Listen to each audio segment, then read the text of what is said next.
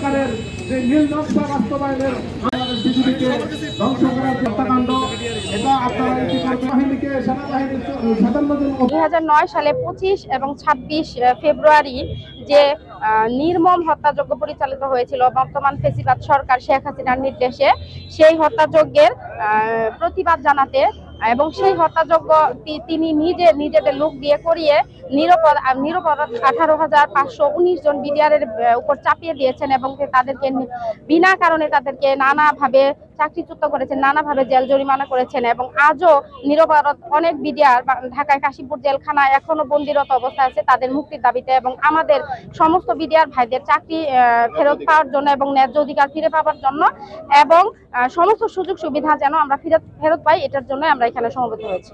থাকবে না, দেশে ন্যায় বিচার প্রতিষ্ঠিত হবে, দেশের মানুষ শান্তিতে এবং আইনি সুবিধা পাবে, সমস্ত নাগরিক সুবিধা পাবে।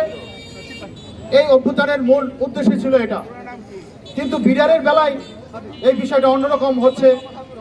বিভিন্ন মেয়াদে সাজা হয়েছে 5 বছর 10 বছর, সাজা শেষ হয়ে যাওয়ার পরেও আমার জেলবন্দি ভাইরা কেন মুক্তি পাচ্ছে না?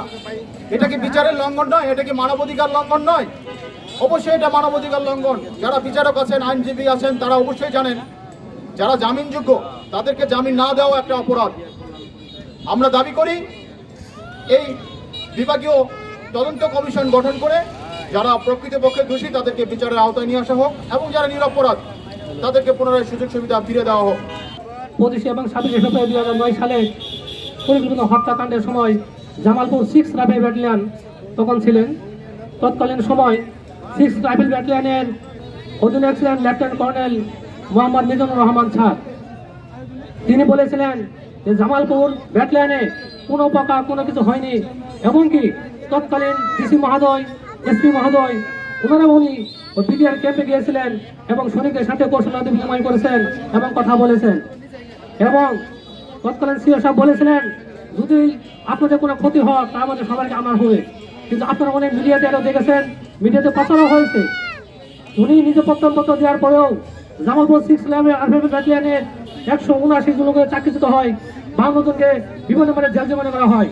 সংগ্রামী বন্ধুরা, আপনারা জানেন যে একজন অধিনায়ক, ব্যাটালিয়ন অধিনায়ক, যিনি ব্যাটালিয়নের কর্মরত অধিনায়ক ছিলেন, উনি এই প্রত্যয়নপত্র দেওয়ার পরেও 179 জন লোকের চাকরিচ্যুত করা হয়, 52 জনকে বিভিন্ন প্রকার সাজা প্রদান করা হয়। এবং এতে প্রমাণিত হয় না, এবং ডিসি মহোদয়, এসপি মহোদয় তারা নিজেরা বলছেন এতে প্রমাণিত হয় না আসলে আমাদেরকে কিভাবে অন্যায়ভাবে শাস্তি প্রদান করে চাকরিচ্যুত করা হয়েছে।